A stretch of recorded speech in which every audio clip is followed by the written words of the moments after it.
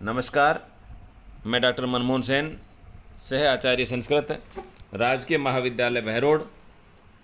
आज हम BA part प्रथम वर्ष के पाठ्यक्रम में निर्धारित नीति शतकम काव्य का आगे अध्ययन करेंगे। जैसा कि पहले वाले व्याख्यानों में आपको ग्रंथ के आरंभ में मंगलाचरण आदि और उसके बाद में मूर्ख पद्धति कि मूर्खों की किस प्रकार की अवस्था होती है, उनको सन्मार्ग पर लाना दुष्कर है आदि बातें बतलाई गई। उसी क्रम में आगे महाकवि भर्तृहरि कहते हैं, शक्यो वारितुम जलेन हुतबुक छत्रेण सूर्या तपहो नागेंद्रो निशितांकुशेन समदो दंडेन गौगर्दभौ व्याधिर्भेषज संग्रहिश्च विविधैर्मंत्र प्रयोगैर्विषम सर्वस्य औषधम अस्ति शास्त्रविहितम मूर्खस्य नास्त्योषधम। कवि कहता है कि हुतभुक जलेन वारितुम शक्य है। हुतभुक अग्नि को कहते हैं, जो सामग्री हवन की जाती है। हुतम हव्यादिकम भुक्ते इति हुतभुक, तो अनल अग्नि हुतभुक का अर्थ होता है। अग्नि के द्वारा या अग्नि को जलेन वारितुम शक्य है, जल से शांत किया जा सकता है। अग्नि विनाश करती है तो जल से अग्नि को बुझाया जा सकता है, शांत किया जा सकता है। सूर्यातप है छत्रेण, सूर्य की जो गर्मी है, जो धूप है, छत्रेण उसे छाते के द्वारा रोका जा सकता है। समदह नागेंद्र है, जो मदमस्त हाथी होता है। निशितांकुशेन उसे तीखे या तीक्ष्ण धारदार अंकुश के द्वारा वश में किया जा सकता है। गोगर्दभौ दंडेन, गाय जो गर्दभ आदि जो पशु हैं उन्हें डंडे के द्वारा, लाठी के द्वारा वश में किया जा सकता है। व्याधि भेषज संग्रही, व्याधि किसी भी प्रकार के रोग को भेषज संग्रही दवाओं के संग्रह से, दवाओं के द्वारा नियंत्रित किया जा सकता है। विषम च विविधई मंत्र प्रयोगई, विषम और जो जहर है, सर्प आदि के काटने से जो जहर का प्रभाव होता है, विविधई मंत्र प्रयोगई, वह विभिन्न प्रकार के मंत्रों का या उपचारों का प्रयोग करने से वारितुम शक्यते रोका जा सकता है, प्रवाह को रोका जा सकता है। सर्वस्य शास्त्र विहितम औषधम अस्ति, इस तरह सभी प्रकार की व्याधियों की शास्त्र विहितम औषधम अस्ति, शास्त्रों में बतलाई गई, शास्त्रों में वर्णित औषधम अस्ति, औषधियाँ हैं, दवाइयाँ हैं, उनके निवारण के उपाय हैं। लेकिन मूर्खस्य औषधम नास्ति, मूर्ख की मूर्खता को दूर करने की कोई औषधि नहीं है, कोई उपाय नहीं है।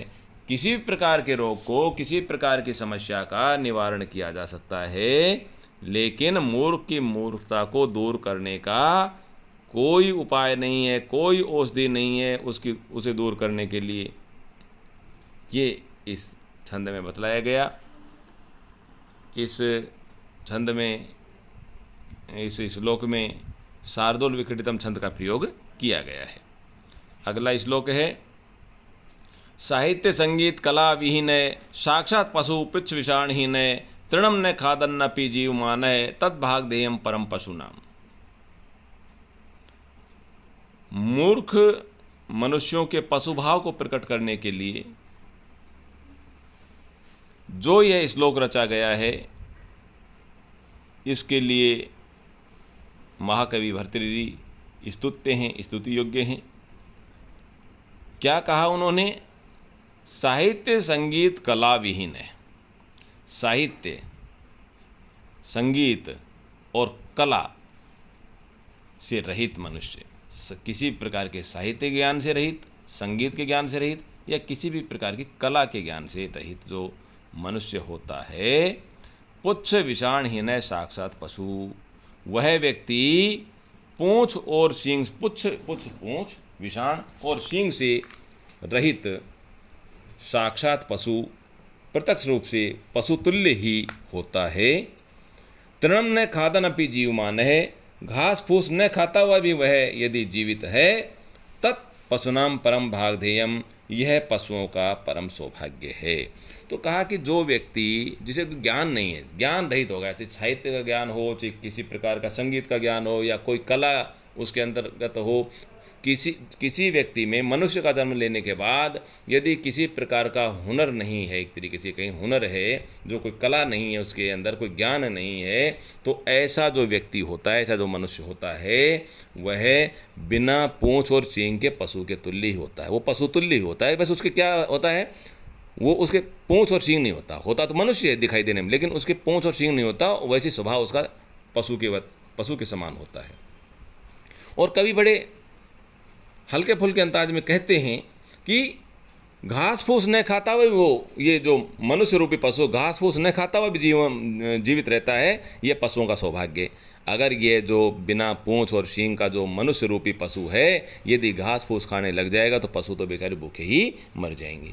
ऐसी बात इसमें कही गई है, बतलाई गई है। तो ये बहुत महत्वपूर्ण है, ये श्लोक याद करना चाहिए। आपको व्याख्या में पूछा जा सकता है, वैसे जीवन के लिए भी उपयोगी है, व्यवहारिक रूप से उपयोगी है। हमें किसी न किसी कहने का तात्पर्य है कि आज की दृष्टि में भी है, बहुत प्रासंगिक है, पहले भी था, आज भी है, आगे भी रहेगा, कि जीवन में व्यक्ति को कोई न कोई जो कला है वो आनी चाहिए। और कला अगर उसके पास में नहीं है, कोई ज्ञान अगर उसके पास में नहीं है, तो पशुतुल्य ही उसका जीवन होता है।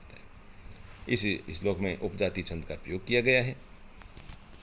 और इससे अगला श्लोक भी इसी तरह का ही है।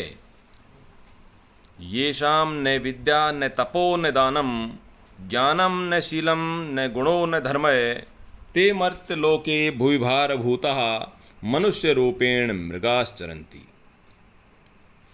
ये श्लोक यदि आपको विद्या या ज्ञान की पद्धति होती है उसमें भी आपके लिए उपयोगी हैं, मूर्ख पद्धति में भी उपयोगी हैं। दोनों तरह के प्रश्नों में इन श्लोकों को उदाहरण के रूप में आप प्रस्तुत कर सकते हैं, लिख सकते हैं।